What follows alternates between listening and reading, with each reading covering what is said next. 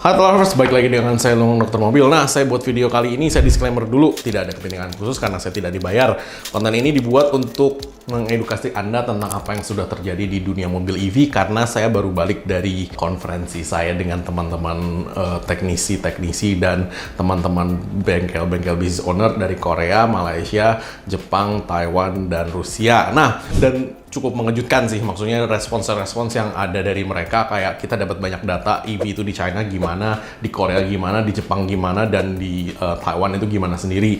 Nah, makanya saya bahas ini, dan saya bukannya menjelek-jelekan ya, tapi ini kadang-kadang beberapa ada kasus-kasus begini yang sedang terjadi di luar negeri. Anda harus menjadi pertimbangan ketika Anda membeli EV ini gitu loh. Ini kita cerita yang full EV ya, bukan hybrid ya. Oke. Bagian satu, mobil EV dan hybrid akan disubsidi oleh pemerintah. Itu rencana dan wacana ya. Saya nggak tahu nanti ketika ketok palu itu disubsidi berapa dan gimana. Itu subsidinya konon kabar sampai dengan 80 juta gitu kan. Kalau hybrid itu sampai dengan 40 juta gitu kan. Nah, cuman ketika lu disubsidi 40 dan 80 juta itu sebenarnya kalau pajaknya dihilangin aja ya, bener-bener pajak otomotif lu hilangkan saja ya dari hulu sampai ke hilirnya, mobil itu udah cukup murah sendiri sih. Gua nggak tahu sih ini gimana dan kenapa. Bagi gua sih kayaknya upset dan konyol gitu loh. Karena dari pemerintah sendiri pasang pajak segitu mahalnya sampai mobil-mobil hybrid dan EV ini menjadi mahal, udah dipajakin mahal disubsidi gitu loh, kayak udah dinaikin dulu harganya baru didiskon sedikit gitu kan. Menurut gue sih konyol banget sih itu sih. Cuman ya lumayan lah ya dapat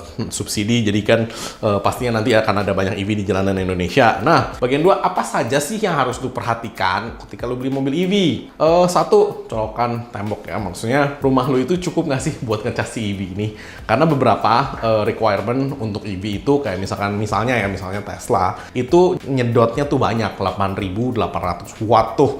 Nah, di beberapa rumah 8.800 watt itu adalah listrik satu rumahnya gitu loh ya kan. Jadi makanya itu lu harus lihat dulu nih. Karena kenapa? Kalau enggak, ketika lu beli itu lu harus telepon PLN, lu harus panggil lagi tuh PLN, dan lu request nih satu lagi MCB baru buat lu doang ngecas si mobil itu doang. Nah, kapasitas baterai, karena kapasitas baterai itu yang tinggal lu lihat ya, semakin besar kWh-nya, semakin jauh juga jarak temuknya. Kalau misalkan kayak 20 kWh itu di average itu sekitar 180 km. Nah, 180 km itu akan menurun ketika dia kena macet, ketika dia nanjak, dan ketika dia panas, apalagi ketika dia nyalain AC dan idle berjam-jam. Nah, kapasitas 100 kWh itu bisa sampai 500 kilo. Jakarta Semarang di tol itu 475 kilo ya. Jadi Anda bisa hitung sendiri kebutuhannya seberapa besar. Nah, yang harus Anda pikirkan juga nih, misalkan di kantor Anda bisa ngecas nggak nih? Terus kayak misalkan Anda mau jalan-jalan jauh nih, di tengah-tengah jalan nih kayak rest area gitu nih, bisa ngecas nggak nih gitu loh. Jadi untuk stasiun-stasiun pengisian listriknya yang umum itu sudah available bagi kita belum sih? Kalau belum, ya kalau misalkan Anda cuma dari sini ke kantor terus pulang, ya no problem juga gitu loh. Nggak ada masalah. Nah, terakhir nih, nilai minus dari mobil listrik atau full EV. Ini benar-benar info dari luar negeri. Saya tidak menjelek-jelekan, tetapi lagi ada kasus ini sehingga mereka sendiri juga sedang mengantisipasi supaya kasus ini tuh bisa cepat di-solving.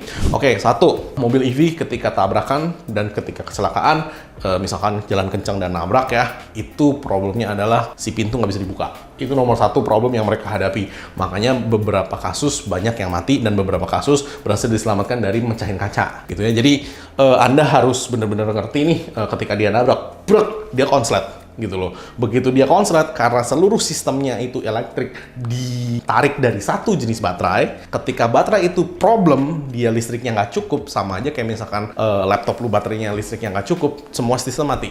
Ketika semua sistem mati, gua nggak tahu kenapa itu pintu kunci, jadi lu nggak bisa buka. Nah, jadi itu very and extremely dangerous ya. Maksudnya itu bisa bikin lu mati sih di dalam sih. Itu satu. Dua, di Korea, di Taiwan, di Jepang, dan di tempat-tempat lainnya ya, itu problemnya ketika mobil itu nabrak, itu baterainya udah pasti kebakar. Ketika baterainya itu udah kebakar, apa yang dilakukan pemadam kebakaran di sana, terutama di Korea nih ya, udah banyak kasusnya di Korea. Ketika kebakaran, pemadam kebakaran itu langsung nanya, ini mobilnya konvensional atau EV? Begitu pemadam kebakaran tahu mobilnya itu EV, biasanya yang pemadam kebakaran lakukan adalah dia ke sana, dia bawa mobil tangki, kayak mobil kolam gitu, kemudian dia bawa mobil derek, langsung langsung diangkat, diderek, dimasukin ke tangki, kemudian baru dituang air di tangki. Sama juga di tempat-tempat lain nih, ada yang ditutupin kanvas begitu, terus disiram air dalamnya, itu supaya oksigennya nggak ada, tetapi baterai yang terbakar itu nggak bisa mati ya. Jadi Anda harus tahu nih, ketika baterai lu kebakar nih di dalam mobil, baterai itu tidak akan mati sampai dicelupin ke air pun gitu. Jadi lu harus tahu ketika itu nabrak, baterainya nggak bakal mati karena baterai itu terbakar di 1800 derajat.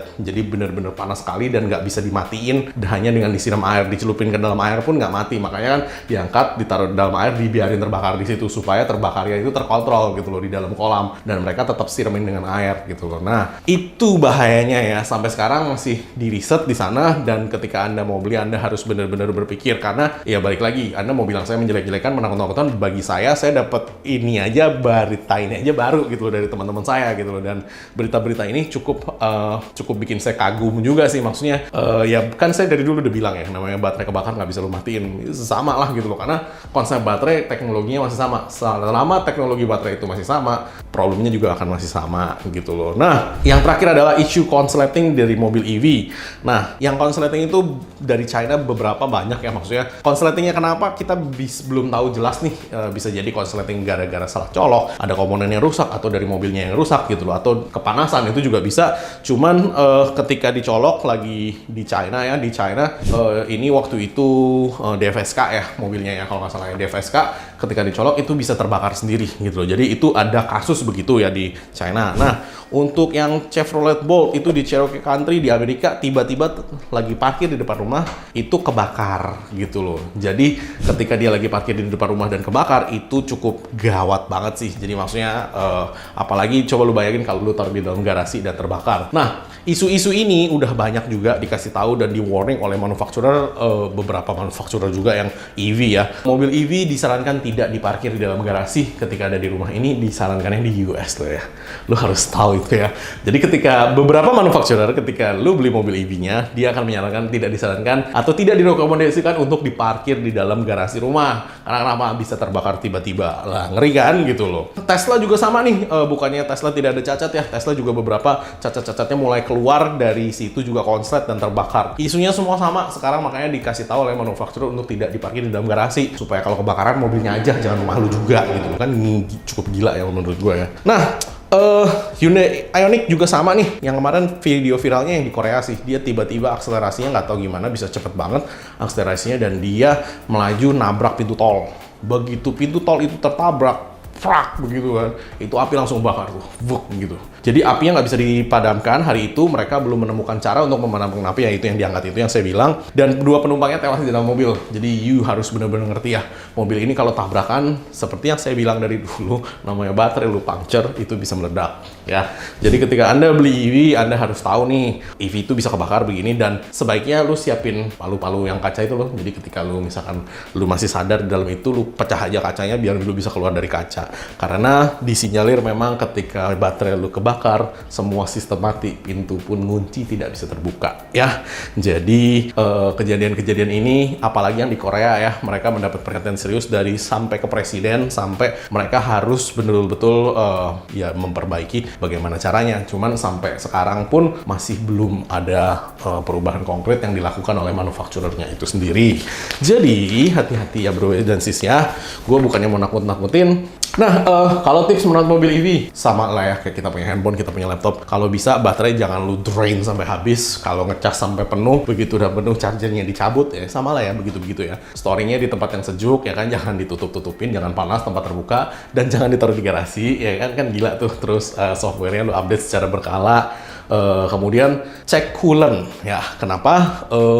Di mobil listrik tetap ada coolant. Coolant itu justru malah kayak yang terpenting juga, karena coolant itu mendinginkan si baterai ya. Ketika baterai itu nanti panas, coolant itu tidak dingin, baterai lu akan drop nih efektivitasnya. Jadi satu, lu rugi, dua, baterainya cepat rusak, tiga, ada potensi kebakaran juga ketika coolant yang lu gunakan itu tidak bagus ya kan. Jadi hati-hati ya bro dan sis sekalian kalau Anda mau beli mobil-mobil EV. Nah, silahkan komen di kolom komen di bawah ini, dan silahkan ditonton dulu video-video dokter mobil yang lain juga tentang EV dan tentang hybrid. Thanks. Jangan lupa subscribe, like, dan komen di YouTube kami. Thanks.